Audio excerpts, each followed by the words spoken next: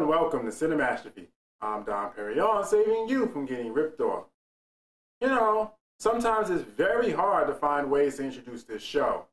It's especially tricky when you have a movie with an unknown cast made by an obscure studio that never made its way past the $5 bin like today's movie, Convict 762.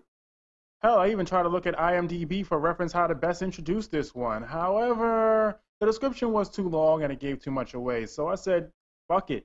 No, I prefer you go in as blind just like I did. That way, when you hang yourself, your dying words can at least be that you had no idea.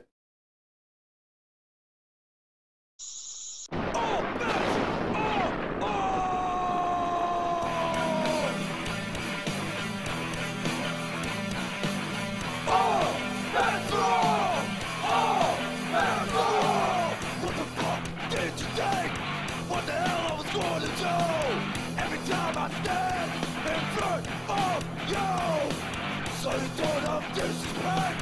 How far can you take that bullshit? Now it's time to get this shit on. Oh, that's wrong. Oh, that's wrong. Oh, that's wrong. Oh, that's wrong.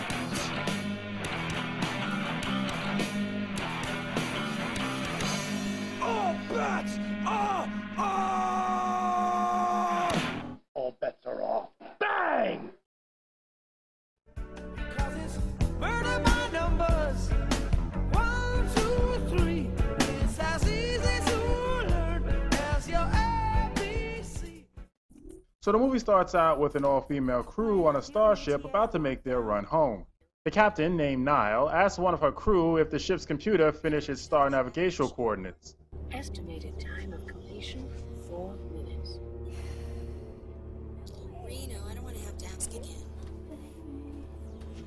Okay, Cap, sure. Smooth sailing as usual, no problem. Was she really that lazy that she couldn't tell the captain 4 minutes and then report back in 4 minutes? I'm pretty sure correct star chart navigations is an extremely important thing. I mean, without them... You could fly right through a star or bounce too close to a supernova and then it end your trip real quick, wouldn't you? Yeah! Holy Christ! Lo and behold... Where the hell did they come from? Oh my god. Navigation report. It's incomplete. God damn it, Reno! Wait, so you mean to tell me not only could you have double-checked the report, but rather than calling down and asking, you could have checked it yourself? Freaking idiot. And why is it that one meteor is glowing that 1987 special effects glow? It reminds me of that 2 Live Crew Pop That Coochie video. Okay, maybe it's not that bad. No, it's that bad.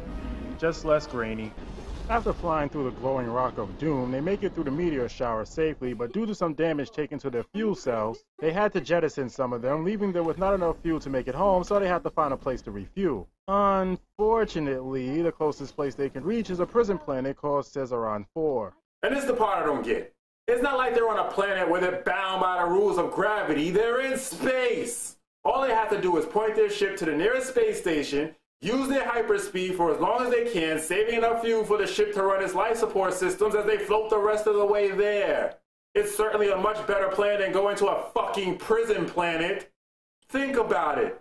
These people are so bad, they gave them their own planet. You don't want to go there. When they get to the penal colony, at first they're unable to make any contact, but as they get closer, they start picking up surface communication, which comes from the prison, and they hear this.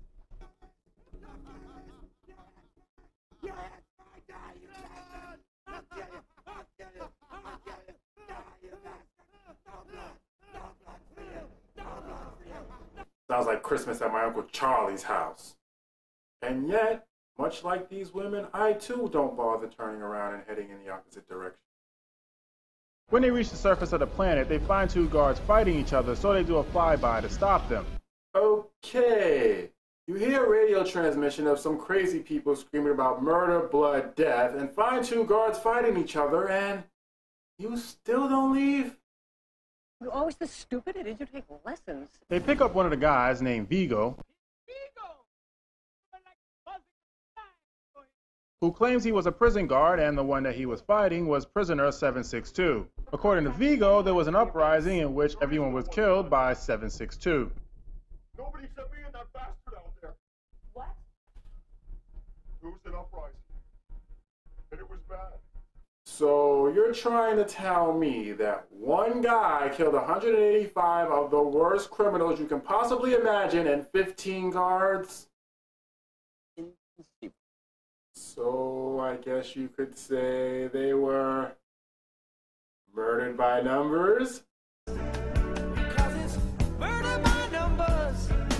1, 2, 3. It's as easy to learn as your AB. And it's so obvious that Vigo is the killer. They might as well have just written it on his forehead. Wait, Billy Drago's in this? I take it back. It's obvious that Billy Drago is the killer. He's always the killer, and rightfully so. Look at that face. There's nothing about that face that says hero on it. Not unless you live in Sin City. Vigo shows them how to get to the docking bay, but first they have to get through the shields. And by shields, I mean a bunch of random explosions. Okay, clearly someone doesn't understand the difference between shields and a minefield. Elsewhere, Billy Drago is busy dancing with wolves.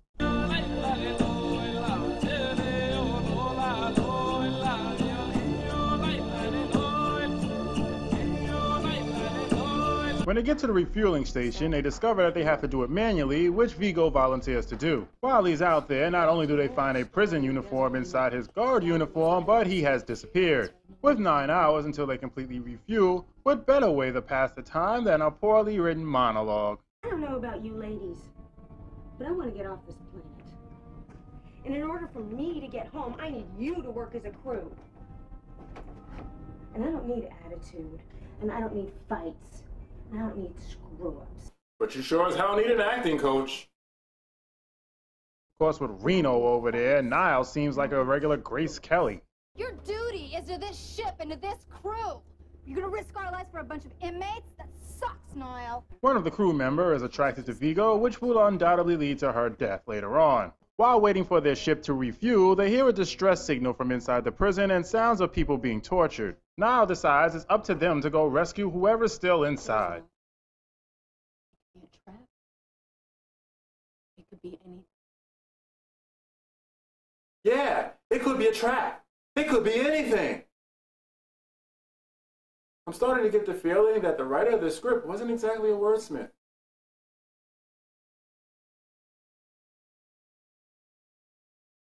When the group locates the signal, they find a bunch of dead bodies hung up like the Predator's trophies before being skinned and deboned. Rather than leaving 2 people behind to watch the ship, they leave the youngest, less experienced crew member who is stupid enough to open the door for someone other than the crew, leading to her death. I know the girl is probably a virgin or hasn't gotten it in a really long time, but I'm pretty sure there's more men to choose in the universe than the guy you run into on the prison planet. Not only would it make for a better dinner story, but you'd probably live to tell the story yourself. While on the way back, one of the girls somehow manages to get lost from the group. For fuck's sakes, how hard is it to follow behind a person in a non-crowded, well-lit area? It probably wasn't the smartest move to have the crew member with ADD bring up the rear. When they get back to the ship, they find the dead girl and Billy Drago, who is registered as a prison guard named Mannix. Nope, don't care. I refuse to believe that Billy Drago is playing a hero. Sorry, I don't buy it. No way, no how. He gives them the basic story that Vigo gave them, so they lock him up. Reno convinces the sister of the girl who was killed to help her kill Mannix, which leads to his escape. Look up idiot in the dictionary. You know what you'll find? Picture me? No! The definition of the word idiot, which you fucking are. With their ship refueled, they decide to cut their losses and take off when Vigo shows up with their missing crew member. God, please don't leave me here! Life support system has failed! Toxicity is 90%! Christ, he's got Elena.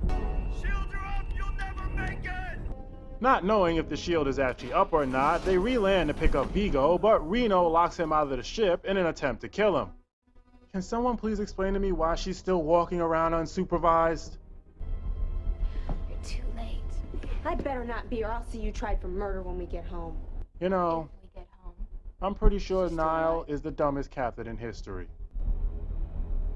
She's dead.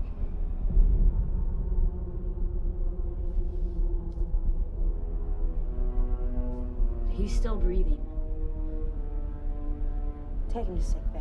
While Vigo is laid up in sickbay, they rig a probe to launch up from the docking bay to determine whether or not the shield is up. Niall logs into the prison's computer system, where she discovers that Vigo is an undercover cop sent into prison to uncover the identity of Convict 762, along with a video log made by Mannix.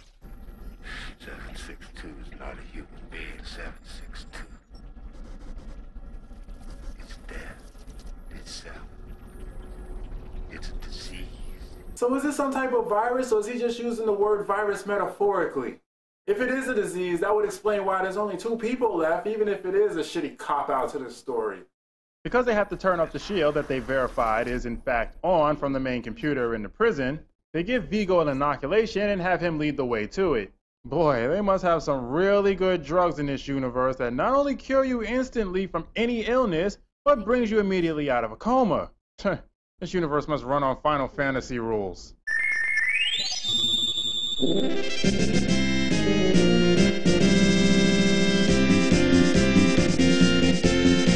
As they head to the main computer, Reno continues to chew the girl's ear off about the death of her sister until the girl finally loses her mind. I'm not using that as a metaphor. The woman actually goes crazy and starts hallucinating.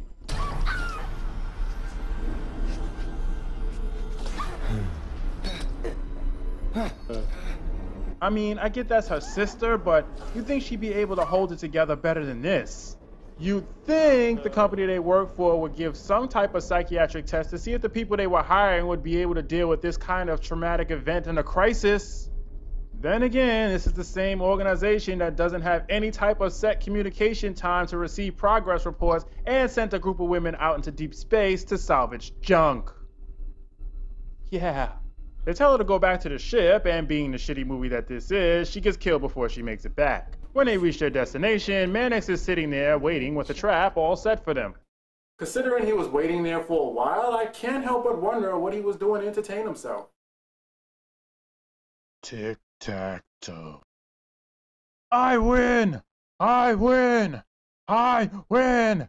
I win! After a firefight in which Reno gets killed and Vino and Mannix run off in the dark to kill each other, or make sweet love. You take your pick. Niall and her number 1 manage to get the shields turned off. When they get back to the ship, number 1, I'm sorry, I really don't remember her name, gets locked in the decontamination area. Now I assume they are very familiar with this ship, so they should have known this would happen. Even if they did forget in the heat of the escape, there was more than enough time for both her and Niall to be saved by simply diving into Niall instead of pushing Niall out of the way. And shouldn't there be an override button for a situation like this? But you know what? Forget all that. There is one simple solution to this problem. Just fucking hold your breath! Niall finds Vigo and Mannix fighting in the cargo bay and thinking Mannix is 762 sets him on fire. Then, after getting Vigo some medical attention, she sleeps with him. After they finish, Niall notices that Vigo has a 762 carved in his back, meaning not only did she kill an innocent man, but the only man that could help her. Once Niall starts acting suspicious, Vigo realizes she's onto him and chases her through the ship back to the cargo bay, where it turns out Mannix is still alive. And together, they blow Vigo up. After killing Vigo, Mannix reveals to the audience that he has 762 carved in his arm. So wait, was it a disease or wasn't it? If Mannix is 762, then how did he get everyone to kill each other, and why was Vigo crazy? And if it was a disease, then why wasn't any of the crew infected? I know they inoculated themselves, but you can't inoculate yourself against something you know nothing about.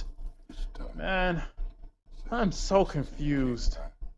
God, this movie sucked. So let me just sum up what I've taken away from this movie.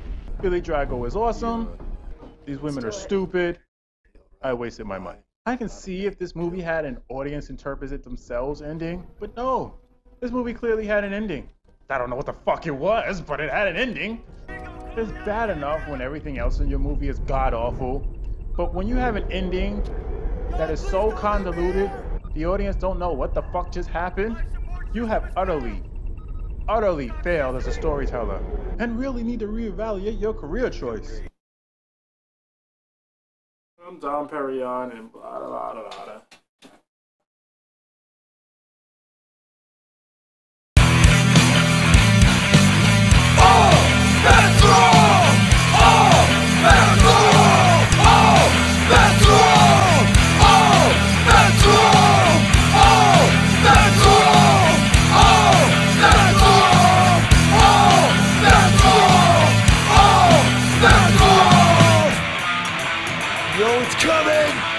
It's coming!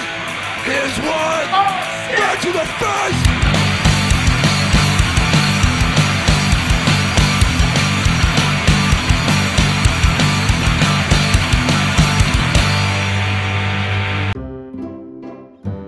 Is it over? That sucks, Niall.